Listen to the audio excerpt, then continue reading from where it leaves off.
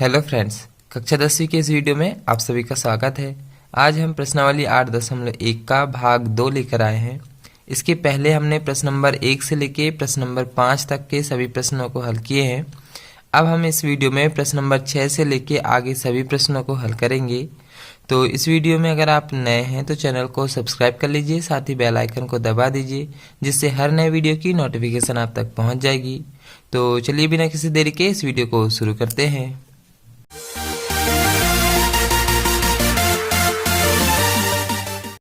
यहाँ पर हमें जो प्रश्न नंबर 6 दिया है, यहाँ पे कोण ए और कोण बी दोनों न्यून कोण है बोल रहा है, और कॉस ए बराबर कॉस बी हमें यहाँ पे दिया हुआ है। यहाँ पे हमें सिद्ध करना है कोण ए बराबर कोण बी। तो आइए देख, इस तरह से यहाँ पर हम दो चित्र बना लेंगे जिसमें कोण ए और कोण बी न्यून कोण में रखेंगे। अब यहाँ पे दो समकोण त्रिभुज ही रहेंगे, इसलिए यहाँ पे हमने 90-90 अंश के दो कोण बना लिए हैं। अब हम यहाँ पे इस तरह से दो नाम और दे दे रहे हैं, जैसे हम इसको नाम दे दे रहे हैं पी क्यू और इसको नाम दे दे रहे हैं आर एस। तो इस तरह से ये दो समकोण त्रिभुज मिल चुके हैं। तो अब हम सबसे पहले दोनों त्रिभुजों के नाम लिख ले रहे हैं। तो यहाँ लिख लेते हैं दो समकोण त्रिभुज ए पी क्यू और बी आर एस। इस तरह से दो समकोण त्रिभुज लिए हैं हमने। अब यहाँ पे हमें पहले से क्या दिया हुआ है वो देखते हैं। हमें पहले से दिया हुआ है कॉस ए बराबर कॉस बी। ये होता है कॉस ए और कॉस बी, ये हमें पहले से दिया हुआ है। और कॉस का क्या फॉर्मूला होता है? तो कॉस का फॉर्मूला होता है आधार के बटे कर्ण। तो इस तरफ में भी रखेंगे आधार के बटे कर्ण। तो अब हम यहाँ पर आधार का मान देख लेते हैं। यहाँ पर आधार को हम एपी नाम दे रहे हैं, तो यहाँ पे हो जाएगा एपी के बटे, और कर्ण का नाम यहाँ पे हो जाएगा ए क्यू बराबर, सेम ऐसे यहाँ पे आधार का मान नाम हो जाएगा बी आर, और कर्ण का नाम यहाँ पे हो जाएगा बी एस। तो अब यहाँ पर हम देख सकते हैं यहाँ पे AP के बटे AQ आया है, AP के बटे AQ आया है, दोनों इसी त्रिभुज के नाम हैं। यहाँ पर भी BR के बटे BS है, दोनों इसी त्रिभुज के नाम हैं। तो अब हम यहाँ पर क्या करें, ये AQ से ये BR को यहाँ पे पक्षांतर कर देते हैं, इनकी जगह चेंज कर देते हैं। तो अब हम यहाँ पर लिख रहे हैं अतः AP के बटे ये AQ चले जाएगा यहाँ पे और BR आ जाएगा यहाँ पर। तो AQ हो जाएगा यहाँ पे AQ के बटे BS। इस तरह से हमने यहाँ पे इसको पक्षांतर करे हैं। इस तरह के पक्षांतर को बोलते हैं एकांतरानुपात नियम।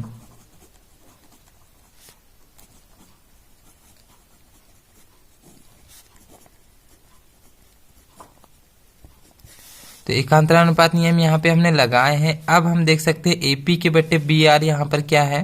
तो यह AP के बटे BR यहाँ पर एक भुजा आ चुकी है। और सेम अब यहाँ पर देखते हैं AQ के बटे जो BS है, ये है AQ के बटे BS, ये यहाँ पर कर्ण है। तो यहाँ पर देख सकते हैं एक कर्ण और एक भुजा। उसके बाद यदि हम 90 अंश का कोण ले ले तो ये RHS वाला नियम लग रहा है यहाँ पे, 90 अंश का कोण और उसके बाद एक कर्ण और उसके बाद एक भुजा, RHS नियम यहाँ पर लग सकता है। यदि हम अब यहाँ पर कोण P और कोण R ले लें तो यहाँ पे ये कर्ण तो आ चुकी, एक भुजा भी आ चुकी समान अनुपात में, और जो कोण रहता है वो बराबर होता है। तो यहाँ पर हम लिख सकते हैं कोण P बराबर कोण R, दोनों 90-90 अंश के हैं। तो देख सकते हैं RHS नियम यहाँ पर लग चुका है। तो अब हम लिख सकते हैं RHS समरूपता से दोनों त्रिभुज समरूप हो जाएंगे। तो दोनों त्रिभुज कौन से APQ और BRS, दोनों त्रिभुज यहाँ पे समरूप हो जाएंगे। तो हम यहाँ लिख सकते हैं त्रिभुज APQ समरूप त्रिभुज BRS, दोनों त्रिभुज यहाँ पे समरूप हो गए। और जब दोनों त्रिभुज समरूप हो गए तो सभी कोण यहाँ पे बराबर होंगे, और जब सभी कोण बराबर होंगे तो कोण A और कोण B, ये दोनों कोण भी आपस में बराबर हो जाएंगे। तो अब हम यहाँ पर लिख सकते हैं अतः कोण A बराबर कोण B। तो ये हमारा यही सिद्ध करना था, ये यहाँ पे सिद्ध हो चुका है। नेक्स्ट क्वेश्चन देखते हैं। प्रश्न नंबर 7 देखते हैं। यहाँ पे हमें कॉट थीटा का मान दिया हुआ है 7/8 और इसमें दो सवाल दिए हुए हैं। तो सबसे पहले तो इससे हम मान निकालेंगे, उसके बाद ये दो क्वेश्चन हल करेंगे। तो चलिए देखते हैं। इस तरह से जो प्रश्न नंबर 7 है हमें दिया है कॉट थीटा बराबर 7/8, और यहाँ पर हम इस तरह से एक चित्र बना लेंगे। अब हमें कॉट थीटा का मान पता होना चाहिए। तो कॉट थीटा का मान होता है आधार बटे लंब, तो हम यहाँ पर रख दे रहे हैं आधार बटे लंब।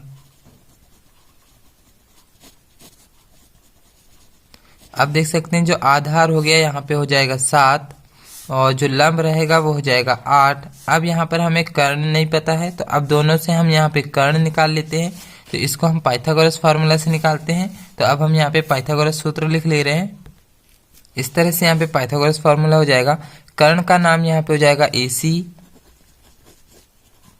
लंब का नाम यहाँ पे हो जाएगा BC और आधार का नाम AB पूरे का वर्ग। AC का मान देख सकते हैं यहाँ पे हमारे पास नहीं है, तो ये हो जाएगा AC का वर्ग वैसे ही रहेगा। BC का मान है हमारे पास 8 और AB का मान है 7 पूरे का वर्ग। 8 का वर्ग हो जाएगा यहाँ पर 64 और 7 का वर्ग हो जाएगा 49। 64 और 49 को हम यहाँ पर जोड़ दे रहे हैं, तो यहाँ पर हो जाएगा 113 और इस तरफ में तो AC का वर्ग ही रहेगा, तो वर्ग को हम इस तरफ पक्षांतर कर दे रहे हैं, तो इस तरफ वर्गमूल में जाएगा, तो इस तरफ में AC बराबर करनी 113 हो जाएगा। तो ये गुणनखंड नहीं टूटेगा, हम इसको ऐसे ही रहने दे रहे हैं। तो अब हम करनी का मान यहाँ पर, कर्ण का मान यहाँ पर हम रख सकते हैं। कर्ण का मान हो गया 113। तो अब हम देख सकते हैं लंब कर्ण और आधार तीनों के मान आ चुके हैं। अब हम प्रश्न देखते हैं कि अब हमें क्या निकालना है। अब इस तरह से यहाँ पे 2 क्वेश्चन यहाँ पर दिए हुए हैं, ये पहला वाला है, ये दूसरा वाला है। तो यहाँ पे साइन का मान निकालना है, कॉस का मान निकालना है और सेकंड वाले में कॉट का मान निकालना है। तो कॉट का मान तो पहले से ही दिया हुआ है, इसको निकालने की जरूरत नहीं है। तो ये सवाल तो सिंपल रहेगा, बस इसको हमें साइन और कॉस का मान निकालना है। तो अब हम यहाँ पर सवाल लिख ले रहे हैं। इस तरह से यहाँ पे फर्स्ट क्वेश्चन उतार लिए हैं। इसके पहले हम साइन थीटा और कॉस थीटा का मान निकाल लेते हैं। तो यहाँ पर हम इस तरफ में साइन थीटा और कॉस थीटा का मान निकाल ले रहे हैं। तो साइन थीटा का होता है लंब बटे कर्ण, लंब बटे कर्ण। तो यहाँ पर अब हम लंब का मान देख ले रहे हैं। तो लंब का मान है यहाँ पे 8, तो यहाँ पर हो जाएगा 8 के बटे, और कर्ण का मान है करनी 113, तो ये हो गया साइन का मान। इसी तरह से हम कॉस का भी मान निकाल ले रहे हैं। तो कॉस थीटा बराबर इसमें होता है आधार के बटे कर्ण। तो यहाँ पर देख सकते हैं आधार हो जाएगा हमारा 7 और कर्ण हो जाएगा 113। तो ये हो गया 7 के बटे करनी 113। तो ये हमारा कॉस थीटा का मान आ चुका है। अब हम यहाँ पे मान रखेंगे। तो अब यहाँ पर हम देख सकते हैं एक बार दोनों संख्या यहाँ दोनों कोष्टक में समान है, एक बार प्लस में आया है, एक बार माइनस में आया है। तो इसकी एक सरसमीका होती है जो हमने 9th में पढ़े हैं। x minus Y, X plus Y, दोनों जगह की संख्या यदि समान हो, एक जगह माइनस एक जगह प्लस हो, तो पहली संख्या का वर्ग माइनस दूसरी संख्या का वर्ग। इस तरह से इसमें फॉर्मूला लग जाता है। तो यहाँ पर भी हम उसी तरह से फॉर्मूला लगा लेते हैं।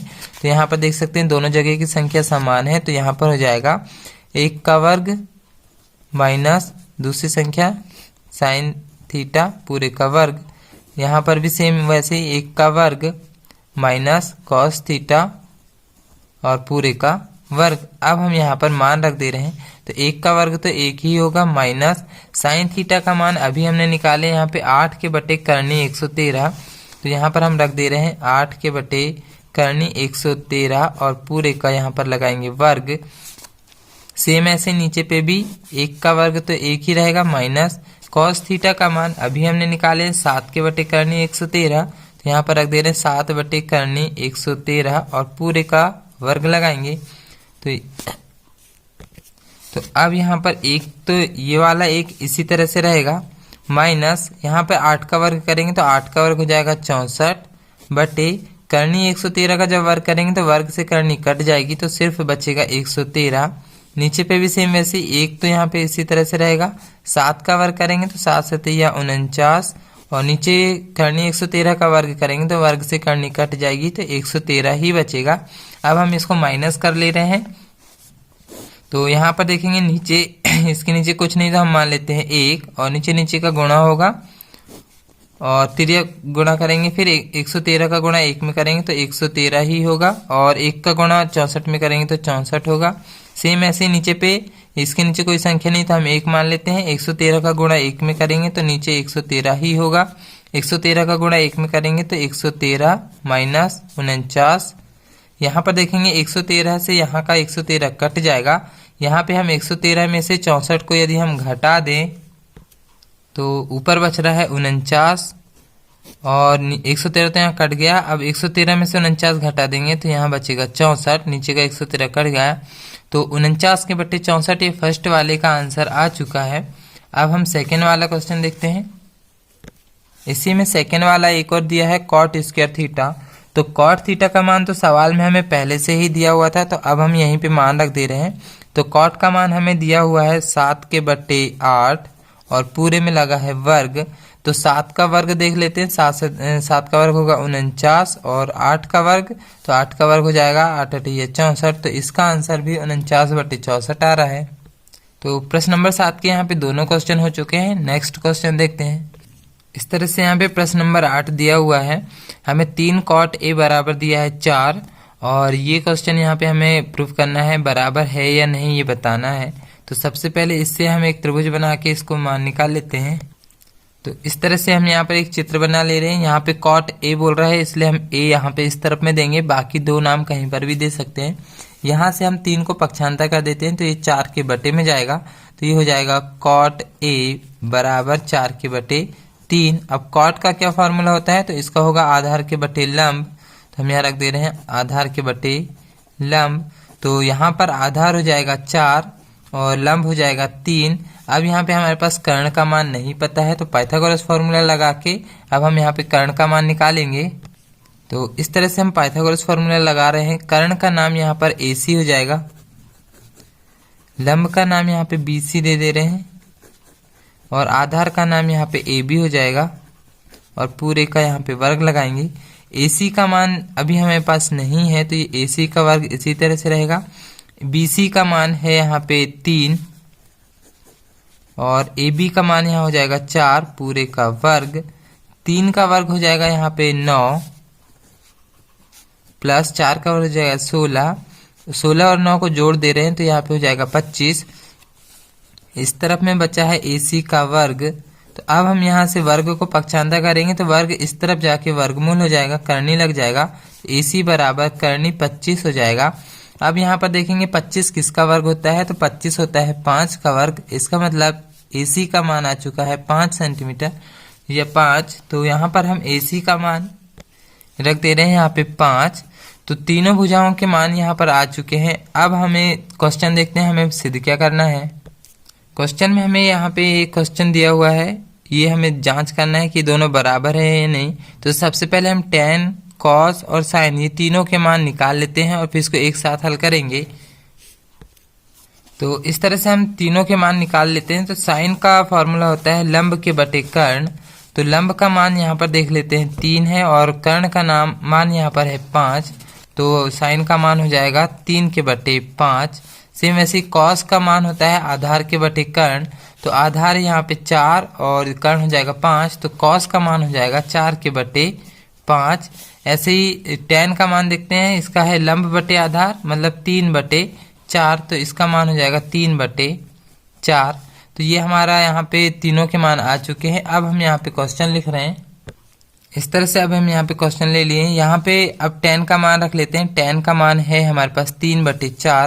तो यहाँ पे एक इसी तरह से रहेगा माइनस tan का मान 3 बटे 4 और पूरे में वर्ग लगाना है, पूरे के बटे 1 प्लस फिर से tan का मान 3 के बटे 4 और पूरे में यहाँ लगाएंगे वर्ग बराबर। यहाँ पे cos और sin का मान रखना है। cos का मान है 4 बटे 5 और पूरे में वर्ग माइनस, और यहाँ पे sin का मान है हमारे पास 3 बटे 5 पूरे का वर्ग। तो ये हो जाएगा 3 बटे 5 पूरे का वर्ग। यहाँ पर अब हम वर्ग कर ले रहे हैं। यहाँ पर तो एक इसी तरह से रहेगा, माइनस 3 का वर्ग हो जाएगा 9 पूरे के बटे 4 का वर्ग हो जाएगा 16।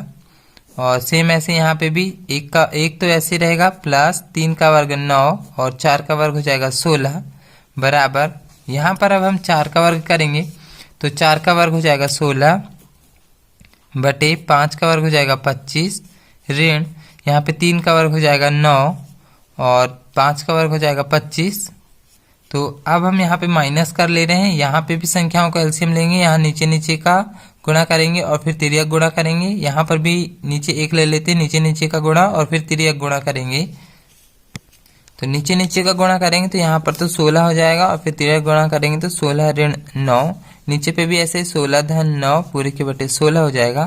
तो यहाँ पे 16 में से ये 16 यहाँ पे कट जाएगा, 16 में से 9 घटा देते हैं तो यहाँ पर बचेगा 7, मतलब 7 के बटे नीचे 16 और 9 को जोड़ना है तो 16 और 9 25 हो जाएगा, तो मतलब 7 बटे 25 आ रहा है। अब इस तरफ में भी बटे में संख्याओं को जोड़ना है तो नीचे नीचे का एलसीएम 25 ही आ जाएगा और ऊपर पे 16 और ऋण 9 है तो 16 में से 9 घटा देंगे तो यहाँ पर भी 7 के बटे 25 आ रहा है। तो देख सकते हैं दोनों पक्ष यहाँ पे समान हो रहे हैं, मतलब लेफ्ट हैंड साइड बराबर राइट हैंड साइड आ चुका है, इसका मतलब ये दोनों पक्ष बराबर हैं। तो ये क्वेश्चन भी यहाँ पे हो चुका है। नेक्स्ट क्वेश्चन देखते हैं। अब जो प्रश्न नंबर 9 है उसमें बोल रहा है एक त्रिभुज एबीसी में कोण बी समकोण है, 90 अंश का है और tan a का मान हमें दिया हुआ है और इस तरह से 2 क्वेश्चन हमें दिए हुए हैं। तो यहाँ पर tan a और sin c, cos a sin c इस तरह से दिया है, तो c वाले त्रिभुज को हमें यहाँ पे घुमाना पड़ेगा। तो आइए देखते हैं। तो सबसे पहले इस तरह से हम एक चित्र बना ले रहे हैं। यहाँ पर हमें tan a का मान दिया हुआ है इसलिए हम a को यहाँ नीचे रखेंगे। जब हमें c वाला मान निकालना रहेगा तब हम इस चित्र को घुमाएंगे। तो अभी यहाँ पे tan का मान देख लेते हैं। tan का सूत्र होता है लंब के बटे आधार, तो ये जाएगा लंब बटे आधार। तो लंब का मान यहाँ पर हो जाएगा 1 और आधार का मान हो जाएगा कर्णी 3। तो अब हम यहाँ पे कर्ण का मान निकाल ले रहे हैं। तो कर्ण का मान निकालने के लिए पाइथागोरस फॉर्मूला लगाएंगे। तो इस तरह से हमने पाइथागोरस फॉर्मूला लगाए हैं। कर्ण का नाम यहाँ पर हो जाएगा AC, लंब का नाम यहाँ पे BC हो जाएगा और आधार का नाम यहाँ पर AB हो जाएगा। तो BC का मान, AC का मान अभी हमारे पास नहीं है, BC का मान हो जाएगा 1 और AB का मान हो जाएगा यहाँ पे कर्णी 4, सॉरी कर्णी 3 और पूरे का यहाँ पे वर्ग लगाएंगे। तो 1 का वर्ग तो 1 ही रहेगा प्लस वर्ग से कर्णी यहाँ कट जाएगी, यहाँ पर सिर्फ बचेगा 3 और 1 को यहाँ पर जोड़ देंगे तो यहाँ बचेगा 4। इस तरफ में है AC का वर्ग, यहाँ से अब हम वर्ग को पक्षांतर कर देंगे तो इस तरफ कर्णी में जाएगा, तो ये हो जाएगा कर्णी 4। तो यहाँ पर देखेंगे 4 किसका वर्ग होता है, तो 4 होगा 2 का वर्ग, तो AC का मान आ जाएगा यहाँ पर 2। तो अब हम यहाँ पर AC की जगह रख दे रहे हैं 2। अब हमें यहाँ पर एक चीज देखना है कि ये तो tan a था यहाँ पे, इसलिए हमने इस तरह से चित्र बनाया है। यहाँ पे सवाल में C वाले भी मान है, इसलिए हम इस चित्र का इसको घुमाकर एक और चित्र यहाँ पर बना ले रहे हैं। तो इस तरह से एक और चित्र हमने यहाँ पे बना लिए हैं, देख सकते हैं यहाँ पे C इस तरफ में ऊपर में था, तो हमने चित्र को घुमाया है तो C इधर नीचे आ गया और A इधर ऊपर चले जाएगा। AB का मान यहाँ पर कर्णी 3 है तो यहाँ पर AB का मान कर्णी 3 ही रहेगा और BC का मान यहाँ पर 1 है तो यहाँ पे BC का मान 1 ही रहेगा। कर्ण का मान यहाँ पे 2 आया है तो यहाँ पर भी कर्ण का मान 2, मान वही रहेगा, बस हमें चित्र को घुमाना है, C को इस तरफ में नीचे पे लाना है। अब यहाँ पे हम देख सकते हैं हमें क्या क्या मान निकालना है। तो सबसे पहले ये इस चित्र से क्या क्या मान निकालना है वो देख लेते हैं। तो अब हम यहाँ पे देखते हैं साइन A और कॉस C ये हमें लगेगा और ये वाले इसमें कॉस A और साइन C ये दोनों लगेंगे। तो कॉस A साइन A और कॉस C साइन C ये दोनों के मान हम यहाँ पर निकाल लेते हैं। तो इस तरह से हम ये चारों के मान निकालेंगे। जब A वाला देखना हो तो A वाले चित्र में देखेंगे, जब A नीचे हो, और C वाला निकालना हो तो C वाले चित्र में देखेंगे। तो यहाँ पर लंब और कर्ण का मान हम देख लेते हैं। तो A वाले चित्र में देखेंगे जहाँ पर A इस तरफ में नीचे में है तो लंब बटे कर्ण बोल रहा है, तो लंब हो जाएगा यहाँ पर 1 और कर्ण हो जाएगा कर्णी 3। सॉरी, लंब बटे कर्ण बोल रहा है तो 1 हो जाएगा लंब और कर्ण हो जाएगा 2, तो 1 बटे 2 यहाँ पे आंसर होगा। तो साइन का मान हो जाएगा 1 के बटे 2। ऐसे ही कॉस का मान आधार बटे कर्ण है तो आधार है वहाँ पे कर्णी 3 और कर्ण हो जाएगा 2, तो अब कॉस का मान हो जाएगा कर्णी 3 बटे 2। ऐसे ही अब हम साइन C का मान देखेंगे। तो साइन C का मान देखने के लिए हम C वाले चित्र में जाएंगे। तो यहाँ पर लंब है कर्णी 3 और कर्ण हो जाएगा 2, तो इस साइन का मान हो जाएगा कर्णी 3 के बटे 2।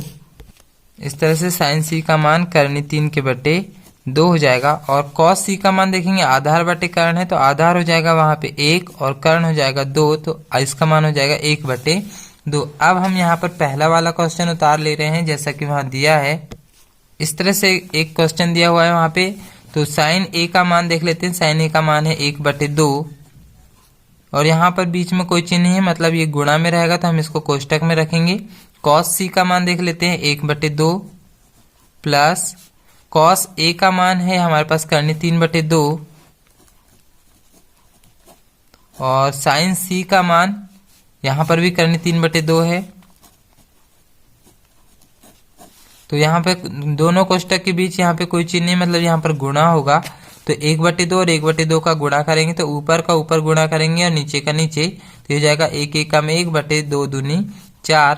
यहाँ पर भी करनी 3 और करनी 3 का गुणा करेंगे तो करनी 3 और करनी 3 का जब गुणा करेंगे तो सिर्फ 3 आएगा और नीचे पे 2 दूनी 4। अब हम इनको जोड़ दे रहे हैं तो 1 और 3 ये जुड़ जाएगा, नीचे नीचे का एलसीएम 4 ही आएगा और 3 और 1 यहाँ पे जुड़ जाएगा 1 धन 3, तो ये हो जाएगा 3 और 1 4, 4/4 आ जाएगा। देखेंगे 4 से 4 यहाँ पे कट जाएगा तो इसका मान यहाँ पर आ चुका है 1। तो ये वाला क्वेश्चन यहाँ पे हो चुका है। इसी में एक और क्वेश्चन यहाँ पर दिया हुआ है सेकंड नंबर का, तो इस तरह से सेकंड वाला भी दिया है। यहाँ पे भी हम मान रख ले रहे हैं। तो कॉस ए का मान है हमारे पास करनी 3/2 और कॉस सी का मान है 1/2। तो यहाँ पर अब हम रख दे रहे हैं करनी 3/2 और यहाँ पर कॉस सी का मान है 1/2 माइनस साइन ए और साइन सी का मान देख ले रहे हैं। साइन ए का मान है 1/2 और साइन सी का मान है करनी 3/2। तो यहाँ पर हम रख दे रहे हैं 1/2 और करनी 3/2। इस तरह से हमने दोनों के मान रख लिए हैं। अब दो कोष्टक के बीच यहाँ पे हमें गुणा करना है। तो करनी 3 और 1 का गुणा करेंगे तो ये हो जाएगा करनी 3 और 2 और 2 का गुणा करेंगे तो 2 दूनी 4 हो जाएगा। यहाँ पे भी करनी 3 और 1 का गुणा करेंगे तो करनी 3 ही होगा और नीचे पे 2 दूनी 4 हो जाएगा। तो करनी 3/4 में से करनी 3/4 यदि हम घटाएंगे तो ये दोनों घट जाएंगे, तो यहाँ पर सिर्फ आएगा 0। तो ये वाला क्वेश्चन भी यहाँ पे हो चुका है। नेक्स्ट क्वेश्चन देखते हैं। अब जो प्रश्न नंबर 10 हमें दिया हुआ है, यहाँ पे त्रिभुज PQR है जिसमें जो Q है वो समकोण है और इस तरह से दो भुजाएं दी हुई हैं PR + QR = 25 और PQ का मान दिया है 5। यहाँ पर हमें साइन P, cos P और tan P, यहाँ तीनों जगह P आया है, ये ध्यान रखना है। तीनों के मान हमें ज्ञात करना है। तो आइए देखते हैं। तो इस तरह से हम यहाँ पर चित्र बनाएंगे जिसमें P को हम यहाँ नीचे तरफ रखेंगे, Q यहाँ पे 90 अंश का है। अब यहाँ पे PQ का मान हमें दिया हुआ है 5 और एक और चीज दी है यहाँ पे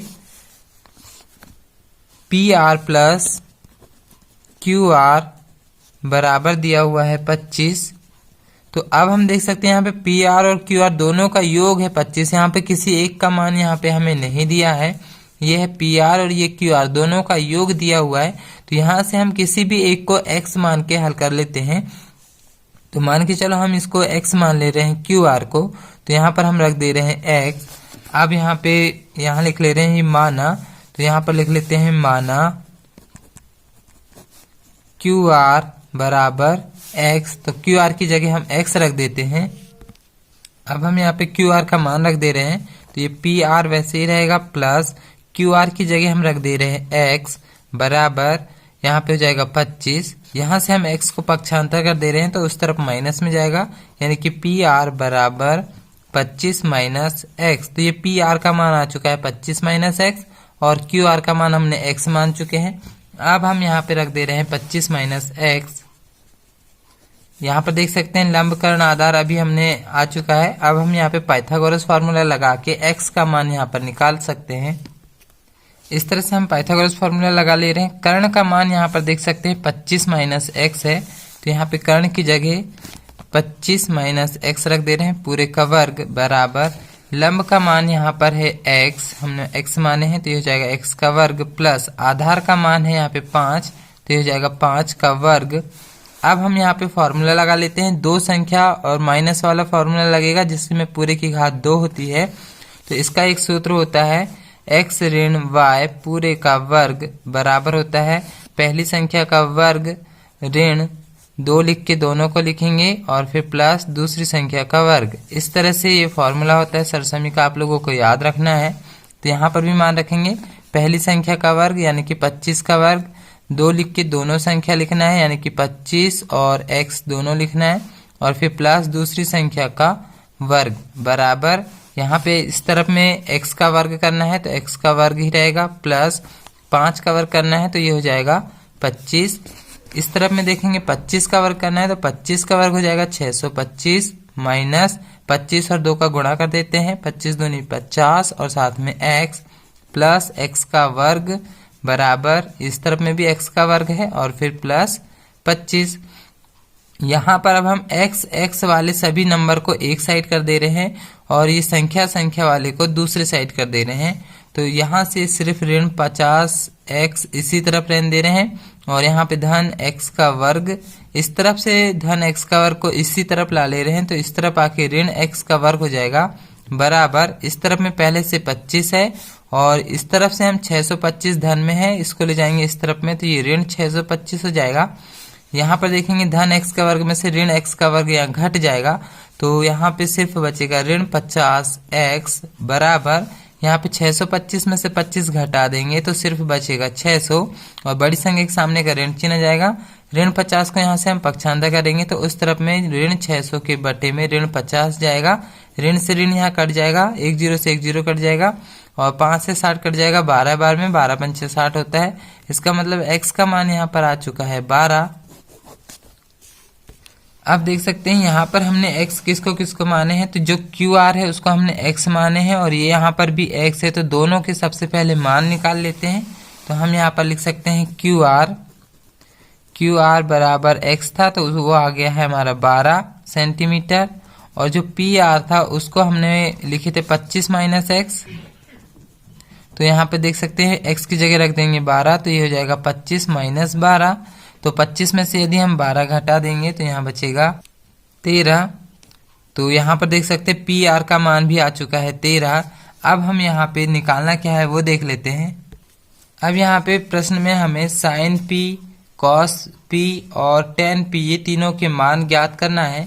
तो यहाँ पर हम इस तरह से इसका अलग से एक चित्र मैंने बना दिया जिसमें हमने सिर्फ मानों को रख दिया जो हमारा आंसर आया है।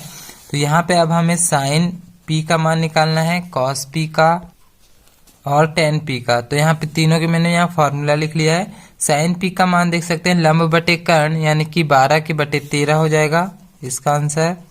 cos p का मान होता है आधार बटे कर्ण यानी कि 5 के बटे 13 और tan p का होता है लंब बटे आधार यानी कि 12 के बटे 5, इसका आंसर हो जाएगा। तो ये तीनों के आंसर यहाँ पर आ चुके हैं, देख सकते हैं प्रश्न नंबर 10 भी यहाँ पे हो चुका है। अब जो प्रश्न नंबर 11 है ये यहाँ पे सत्य असत्य है तो ये आप लोगों के लिए होमवर्क हो जाएगा, इसको आप पढ़ के कर सकते हैं। तो यहाँ पे प्रश्न नंबर 10 तक आप लोगों को अच्छे से क्वेश्चन तैयार करना है। तो ये वीडियो हो चुका है यहाँ पे। इस वीडियो को पूरा देखने के लिए आप सभी का धन्यवाद।